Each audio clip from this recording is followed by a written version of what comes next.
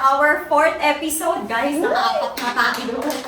For our fourth episode, ang i-discuss natin or ang pag-uusapan natin ay yung mga daily habits that are low-key destroying us. Low-key. Yeah, medyo uncomfortable itong topic na to kasi tayo mismo ang magsisiwalat ng mga Pinagagawa bagay-bagay natin. Oo. So, parang magsaself-reflect ginagawa din natin. tayo. Yes. Self-reflect pala. Ito yung mga habits na alam mong mali pero patuloy mo pa rin Ginagawa mo pa rin. ginagawa. So, ano-ano nga ba yung mga habits? Ano yung toxic habits niyo? Toxic Na habits? ginagawa niyo na alam niyo hindi siya healthy or hindi siya nakakatulong sa'yo, pero ginagawa mo pa din. Ako siguro, syempre, kasama, number one naman yung phone, di ba? Yeah. Scrolling. Pero, kasi ako, hindi lang talaga totally phone. Siguro, K-drama. Okay. As in, nanonood ka. Kasi nanonood ako. So, parang minsan proud pa ako na, uy, natapos ko yung isang season na yan ng isang araw lang. Di ba parang, minsan proud ka pa sa ganun, pero hindi siya ka-proud talaga. Kasi yun nga, na hindi mo alam, nasasayang yung isang buong araw mo, na yun lang yung Nanood ginawa ka lang. mo. Yeah, as in, anong ginawa mo? Wala. Nanonood ka lang. So, Nanood ako. sa screen time mo, malala. Malala! Yung screen time mo. Malala As in, talaga. ako din, ganun. Sa pag-scroll pa lang, lalo na sa Facebook, di ba? Social media. Social media na tipong check ka lang, so mamaya doon na umikot yung buong araw mo. Diba? Kaka-check mo, anong oras na pala? Wala ka nang Oo. nagawa. Tama. Hindi lang Kasi sa Facebook. lahat ng klase Lahat ng ng platforms. social media. Isa na dyan ang ating mga online shopping apps. Ayan pa. Add to cart na hanggang Pangalawa, mamaya hapon add to cart ka na. lalo pag sale. Guilty ako pag, halimbawa, 5-5 or 6-6, 7-7. Yan. Pag sale, parang feeling ko kailangan ko siya, pero hindi ko pala siya kailangan. Tapos, tsaka ko na lang siya nare-realize nung nabili ko na siya. Parang feeling ko nakamura ako kasi sale. Totoo. May mga ganyan nga, no, na parang, pero ako kasi minsan, hindi na ako naniniwala sa sale. Online ha. Kasi minsan, sobrang addict ko nga kasi mag-online na, ang tawag doon, online Shopee. shopping. Nakikita ko na, nung nakaraan, ganito lang yan, kahit hindi naman, kahit hindi naman siya 5-5, hindi naman siya Same yung 10. same yung naman presyo. yung price. So, minsan, Yeah. di ba, minsan kasi marketing na lang. Nakuha Pero rin syempre, ako hindi ko naman sinasabi na hindi ko siya toxic, toxic habits. Pero kasi, ang toxic habit ko doon is, napapa-check out pa din ako. Di ba? Yun talaga yung toxic Yun habit. Yun talaga yung Oo. toxic ko. Na Hindi tipong nag-check isa out. lang, add to cart, tapos sige, clinic mo na, check out.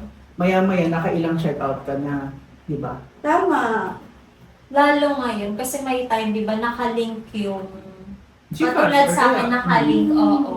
So, parang automatic, ay, okay to sige, check out. Meron pang laman yung Gcash ko. Oo, tama. Relate ako doon, no? Diba? Hanggang may laman. Sige, Parang go! pag inisip, uy, may laman pa yung Gcash ko. Yung parang mapapaisip ka na akala mo yung laman ng Gcash mo, extra mo. Oo, naubos. Pero hindi naman Nawala pala. na. Hindi naman Nawala siya na. extra talaga. Na Oo. pwede mo pang gamitin yun Sa bills. Sa bills. Tama, ganun, di ba? Ito pa, isa pa to, hindi sa akin na, sa nanay ko. Shoutout sa nanay ko. Yung mga nanonood dyan na live selling. Oh, grabe ka! Nagla-live din ako! Grabe, as in sabi niya, titignan niya na lang, mamaya umikot na yung isang buong araw nandun na siya sa live selling. Uy, grabe yung live selling na yan. Mga, Mapapabili ka talaga. di ba? Promise. Napabilis. Saka nag-enjoy sila ha. In fairness sa nanay ko, nag-enjoy siya doon. Ano nga ba Pastime niya. pinapanood niya na Mga nagla-live? nagbebenta ng mga Pero, ibigay na platito. natin ang platito. Yeah, mga gamit sa Household bahay. Pero ibigay na natin yun sa mga nanay at tatay Yes. natin. Di ba? Kasi syempre, Pero may tanong ako, yung mga plato, nagagamit niyo or Yun na nga tinatabi? eh. Tinatabi talaga. Kasi sa amin Pag dati, may bisita. ganyan. Pag may bisita na lang daw gagamitin. Nawala na lahat, nabasag na, hindi na yata namin nagamit at all. Pero Natago ngayon, lang. dati yun, di ba? Oo. Pero ngayon, iba na. Pag may bisita, disposable na ang ginagamit. Ang hirap Lahat Isa ba rin sa maghugas inyo? eh, hindi.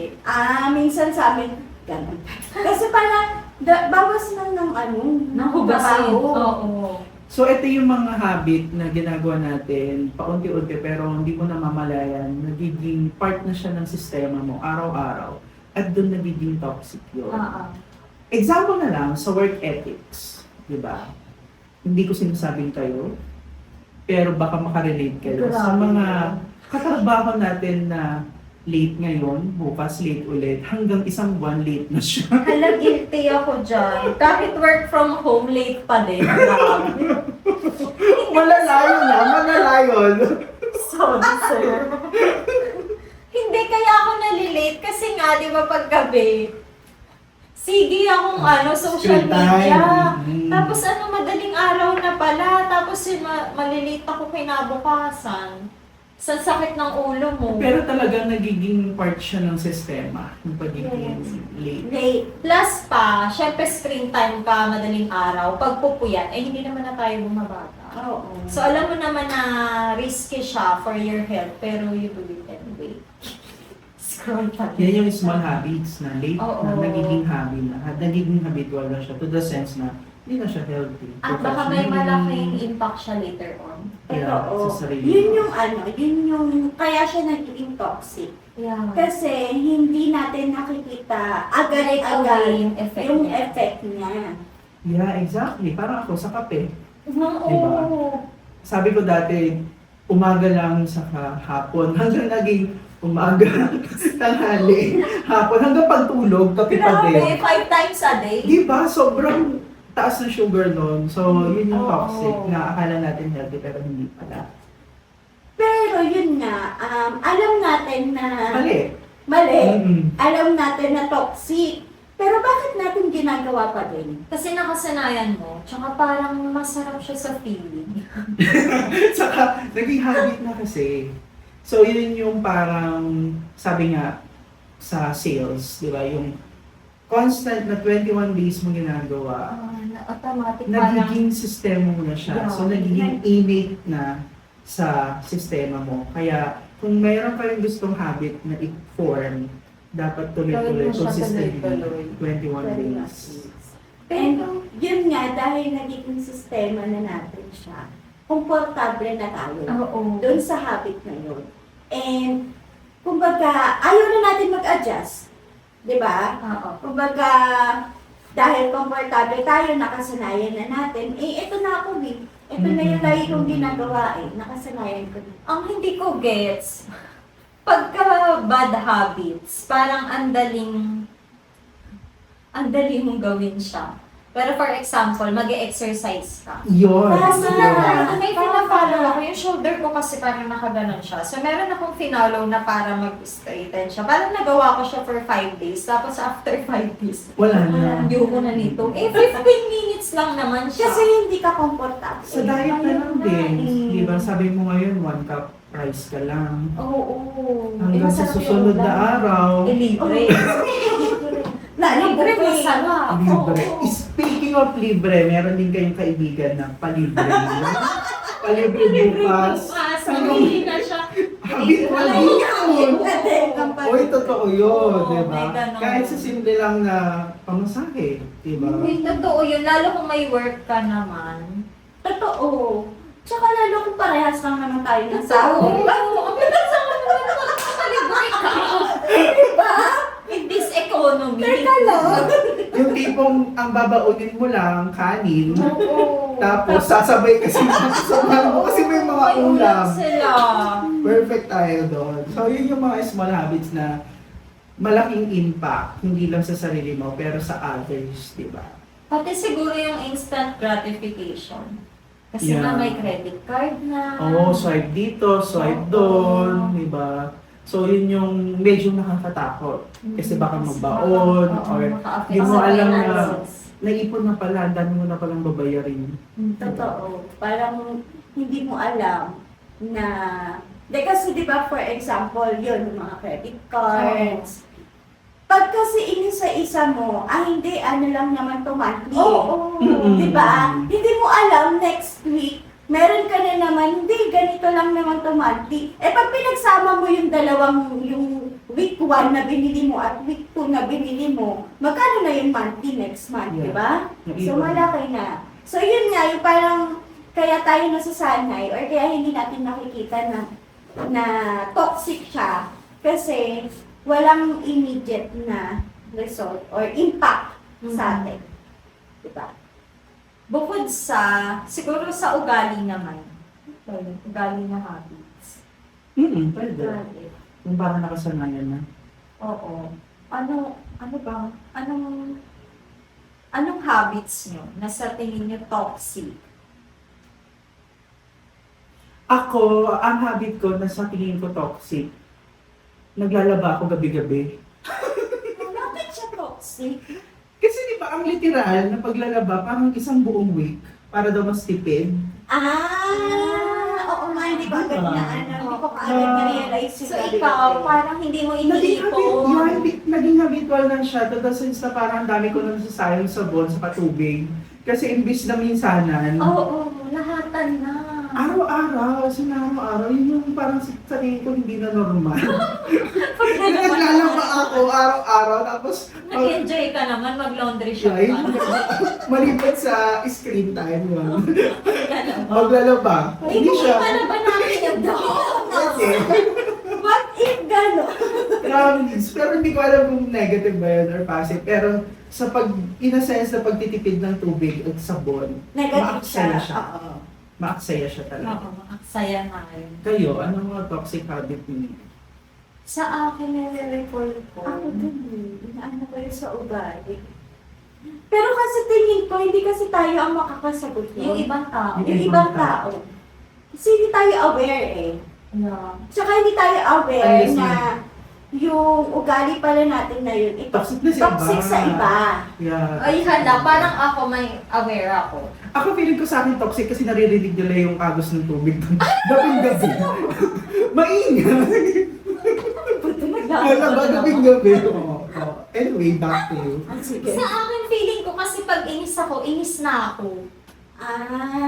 Sira na yung buong araw ko, wag mo kong kausapin, pati ikaw damang na.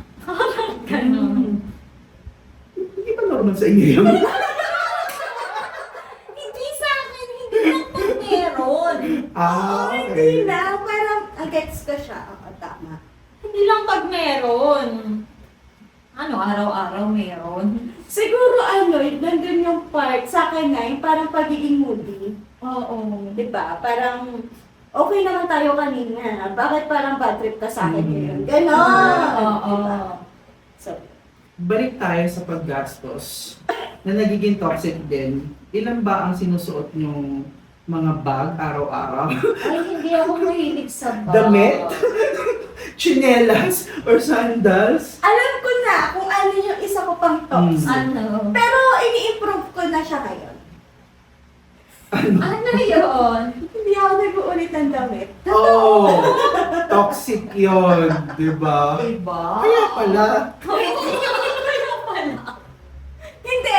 Hindi naman yung tipong lahat ng damit ko, hindi ko uulitin. Meron akong selected. Parang feeling ko kapag nakita ko na siyang nasa picture, Okay ka na. okay na ako sa damit na yan. Okay. Ayoko na siya ulit makita. Ayoko na ulit siyang gamitin. Pero ito reality parang pagbago kasing damit mo, iba yung feeling. Siguro, oo. Tsaka parang feeling ko kasi, ewan ko, parang feeling ko kasi gusto ko nakikita yung sarili ko sa iba't ibang damit. Damit. Saka passion ka kasi. Oo, For mahilig the ka fashion. talaga. So, Ikaw kasi simple lang. Yeah, hindi ako. At saka, girl, nasa bahay lang ako. Gagawin ko, palit ako ng damit. Habi ko siguro hindi ako nagsusuklay. Hindi ko alam. Kasi Toxic ba? hindi ko alam. Si Aldin minsan Sa sasabihin bagay niya, mag-ayos ka naman. wala ka bang suklay? Kami yung babae. Kasi wala kang suklay. Kasi minsan naghihiram siya ng suklay, tapos walang mandalang suklay. Eh, syempre si Erin, babae din. Wala rin akong suklay. Oo, So, personally, pati si Erin, hindi ko din siya bakit nga naman yun? So, nagiging toxic siya. Nadadala ko siya hanggang sa Nade-destroy mo paglabas. siya. Kasi nga nasanay akong nasa bahay lang. So kahit lalabas, same-same na. Yung hindi pagtabi kapag may sahod, minsan ba nagiging toxic sa partner yun? Or guilty kayo? Guilty ako. Guilty ako dyan. Di ba parang we spend more kesa we keep? Ngayon nga, nagtatrack na ako eh. Buti nga Yun yung tumaas. magandang habit, talaga Nagtatrack. nagtatrack. Kasi mas dapat aware ka dun sa nilalabas mo Nilalabas. kesa dun sa pumapasok. Which is yun yung dating ginagawa ko na tinatrack ko yung pumapasok. Pumapasok. Mali pala yun kasi alam mo, nakikita mo, ganito na yung pumapasok sa akin. Pero ang hindi mo alam Pero yung hindi mo alam lumalabas. na Yeah, ang hindi mo dami mo natatrack. nang nilalabas. Yeah, yun yung mga small habits na hindi natin ginagawa na kailangan natin sundin. Tracking your expenses. So, ano? At saka sa pagkain. Tracking yung kinakain. Grabe naman yun. Hindi, kasi grabe, may mga tao talaga na talagang alam nila yung calories nito. Siguro sa sugar. Sugar. Di ba? Grabe, bilib na bilib ako sa mga ganon na talagang alam nila kung ilan yung calories. Pero na kasi kinakain nila. trend kasi siya ngayon. Ah, As sa in, mga yung talagang titimbangin fitness pa trend. nila. Di ba meron like sa QC, pag umorder ka ng food, nakalagay na doon. Kung Oo, ilang calories. calories. Oo. Kasi nga, yung tao din ngayon is nagiging health conscious na. Pero may tanong ako, halimbawa nagtatrack ka ng calories mo, pero hindi ka naman, wala kang physical movement. Wala din. Wala din. Pero, as in zero ba? Zero. Oo, dapat kailangan talaga lagi may exercise din na gumalaw-galaw. Kahit once a week. Kasi nangyari yan sa akin eh. Diet, oo. Pero yun kasi no rice ako.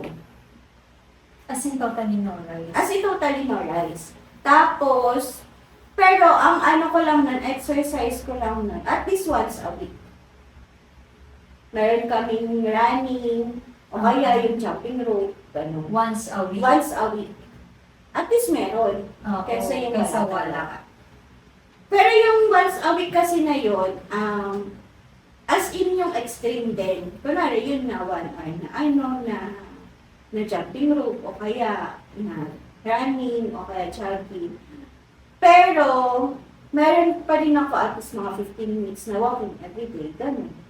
Hanggang ngayon. Hanggang ngayon hindi na. Hindi na ngayon. Kasi dati talaga, oo. Ito grabe sa walking.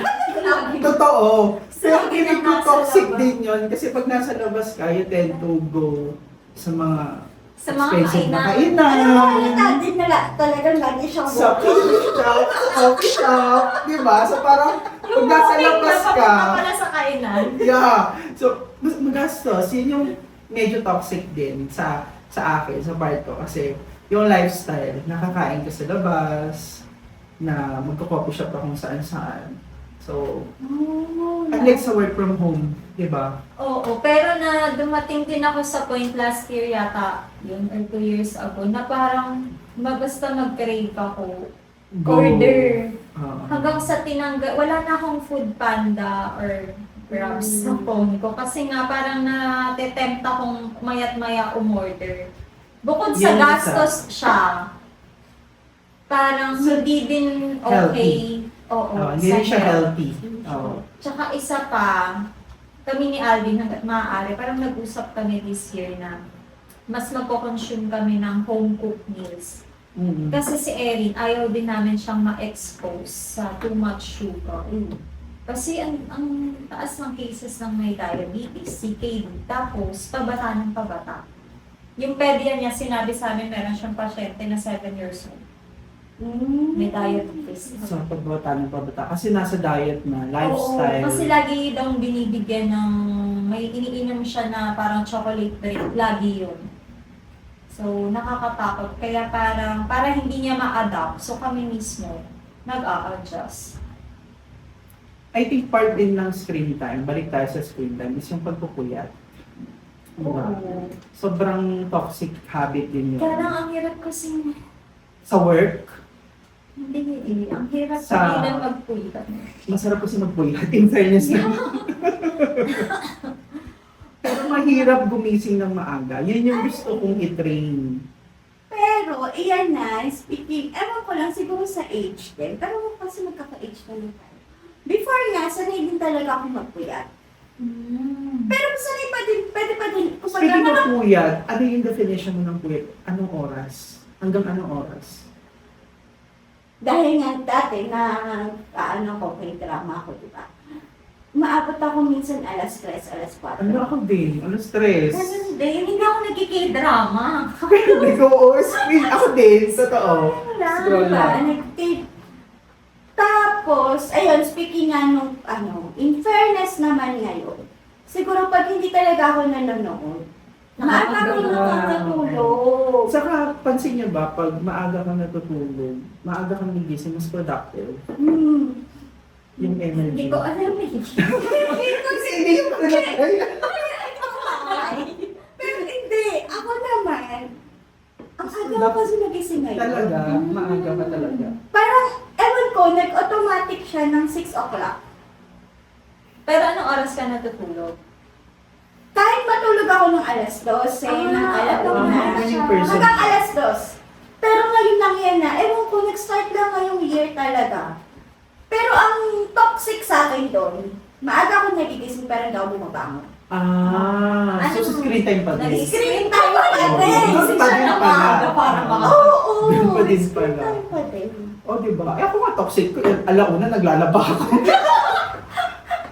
Totoo nga, Alice. Yun Diba? talaga. So parang imbes na nagiging productive ka, wala Oo. nangyayari sa araw mo. Speaking of productive, isa din yan sa toxic, yung procrastination, di ba? Oo. Yung tipong may naka-align na gagawin hanggang nawala na. So saan kayo guilty doon? And for instance, Yung sasabihin mo wala kang time, pero actually naubos yung time mo, scroll. kaka-scroll. Yeah, totoo. Ang hirap kasi sa social media, addicting talaga siya. Mm-mm.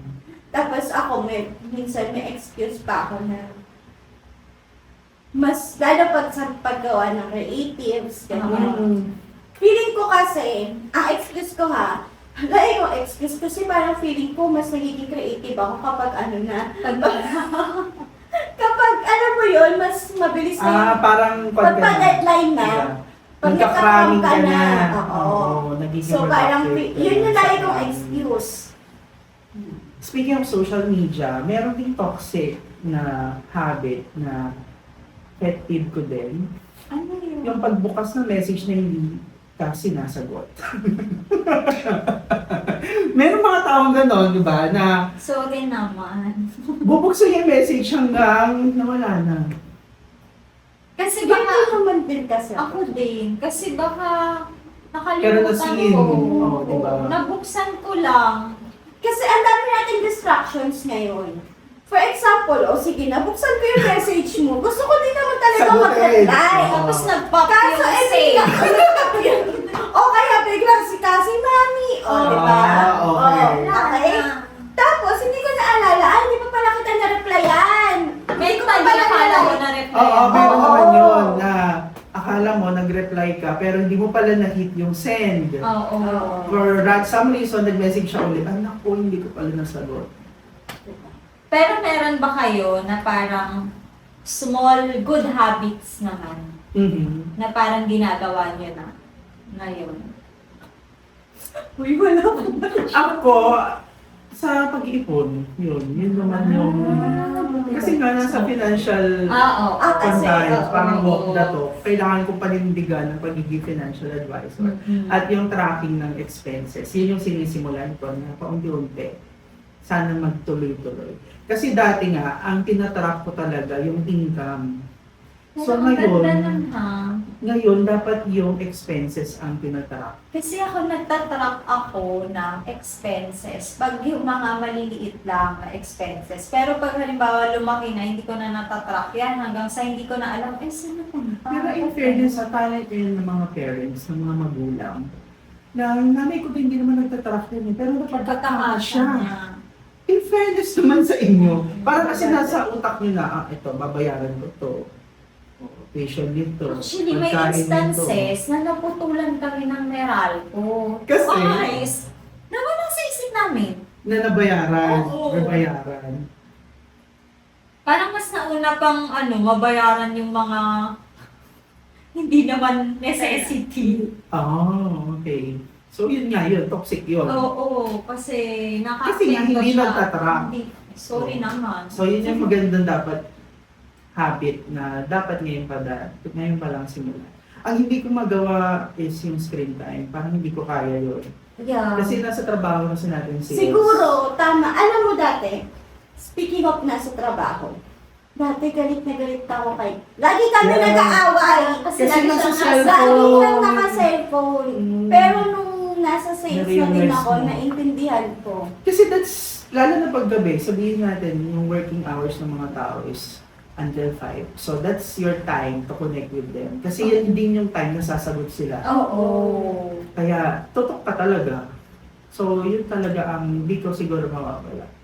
Speaking of, nabanggit ko yung pag-aaway. Sa relationship, ano ang, toxic? Kayo, sa relationship nyo, ano ang toxic ninyo? Bakit sa friends? Relationship with friends? Oh, diba? Siguro yung hindi mo sinasabi agad kung ano yung mali. Oh, Parang actually, you yan tend din. to share. Hindi ka Sa iba pa. confrontational. Na, hindi ako Tama ba consider. yun? Oo. Yun. To the point na, pwede rin yun na ipagliliban hanggang naipon na yung galit or yung inis Tama. na bigla na lang sasabog. Yun yung mahirap. Parang small mistakes, small miscommunications na naiipon. Nasasabog ka na. Yun yung mahirap. Hindi ko nire-recall ko sa akin. Parang naisip ko talaga. Kasi ngayon nga, halimbawa may nakasira ng mood ko. Pati si Alvin, wala naman siyang ginawa. Madadama. Nadamay na siya. Parang, Yeah. bakit ako na yung inaaway mo? Parang ganun. Tapos Pero at lahat least na aware yan. ka. Oo, Aware ka pero na hindi ganun. ko siya automatic. Parang hindi ganun kadali ko siya na mabago. May time si Erin, guilty ako dito. May time na sisigawan ko siya. Tapos, syempre siya iiyak siya, tapos magsusorry siya. Parang nag-guilty lang ako one time kasi parang siya pa yung nag-sorry. Kaya nagsusorry din ako. Tapos hanggat maaari, ina-avoid ko na papagalitan siya. Parang pag inis ako sa kanya kasi may ginawa siya, lalayo muna ako, tapos saka ko siya babalikan. Kasi nga, medyo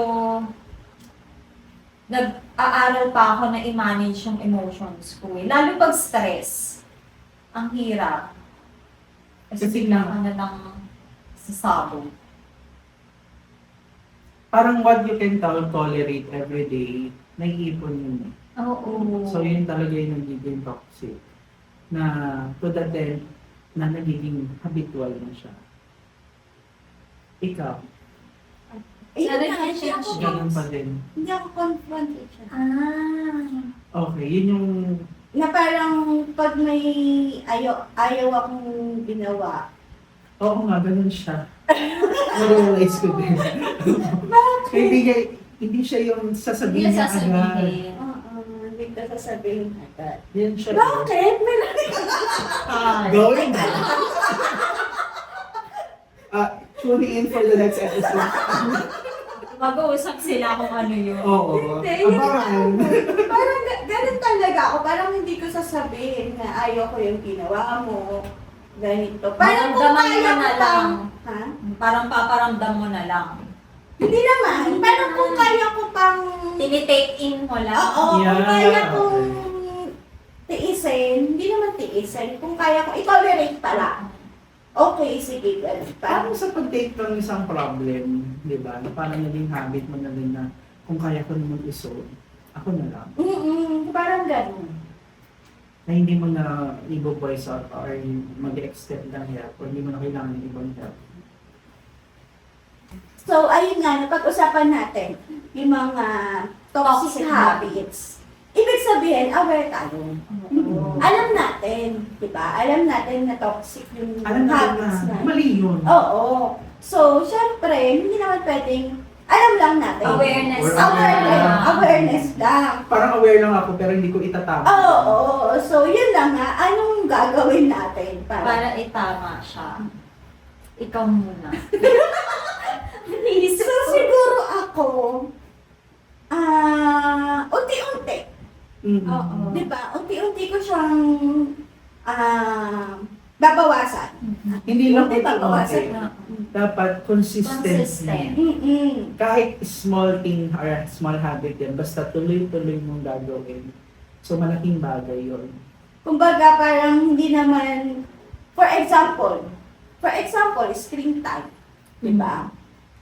10 hours ka nag-i-screen time. Hindi naman pwede, yung buong 10 hours ay kasi gusto ko, tanggalin na yung habit na yon.